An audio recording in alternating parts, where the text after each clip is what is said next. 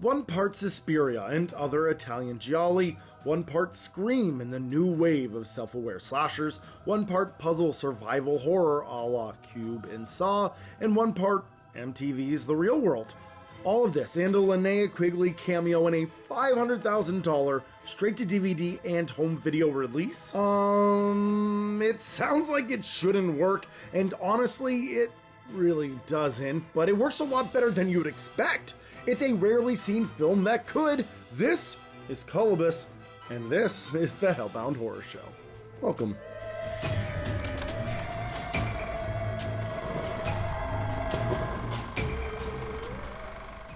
The first thing you'll notice when watching Kolobos is the Suspiria-inspired theme song.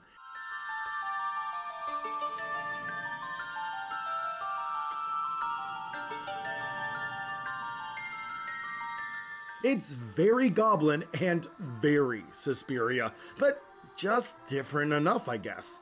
Hey, can I copy your homework?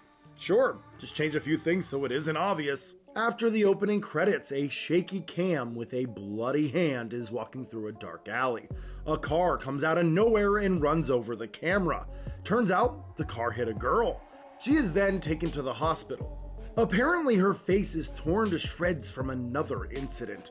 Doctors do their best to reconstruct her face. This is Kyra, and she's been through some dark stuff.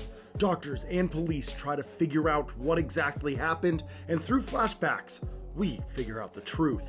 An ad was placed in the local newspaper from a wealthy director looking for 5 teens for his next video project. The teens must go and spend time in his ranch-styled home alone as he constantly films them.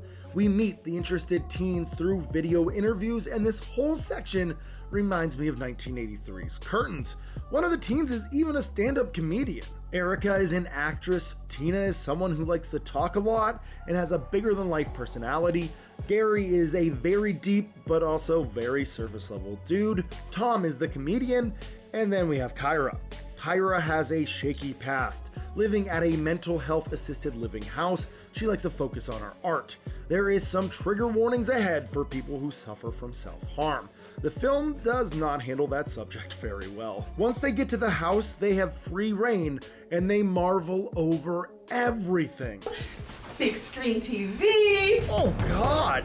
Do you remember when that was considered a big screen TV? This movie is terrifying. There are cameras everywhere to catch all the action from the housemates. Tina discovers that Kira is on meds for her anxiety, and she gets really weird about it. Erica is an actress, and she stars in a slasher series called Slaughterhouse Factor, and she's the killer in every installment in the franchise. And I kill everybody. Yeah, so it's a Friday the 13th ripoff. No, it's totally different. There's a female killer. The writers of this movie do realize that the original Friday the 13th killer was female, right? It was a rule that every horror movie after Scream and before the new millennium had to be self-aware. So of course they talk about slasher movie tropes. One character describes this run-of-the-mill slasher film as art, and the other one says, "This movie is so shitty." Yeah, that pretty much sums up the horror community. While Tina goes and gets a drink, this happens.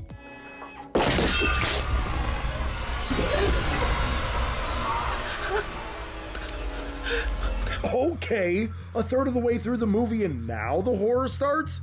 Metal bars and beams cover the windows and the doors, leaving everyone trapped inside. The house is booby-trapped and they have to be careful or they may end up with their head on a platter. Is one of the housemates the killer? Is it the director? Or is there another person hiding in the darkness of the house? Can they escape? And can they survive? Kolobos is an interesting film. It's a real melting pot of ideas, and some of them are really cool, especially for 1999, but they don't necessarily all mix together well. We can get into the negatives later, but first, let's talk about how Kolobos excels. First off, the movie was shot on 35mm, so everything looks pretty darn great. I still can't believe that they put this movie together for just $500,000. Crazy. I love all the colors and the references to Italian films. Even some of the kills are straight out of Italy. Lucio Fulci's zombie, anyone? The kills are pretty good, some great gore effects, the traps are pretty cool.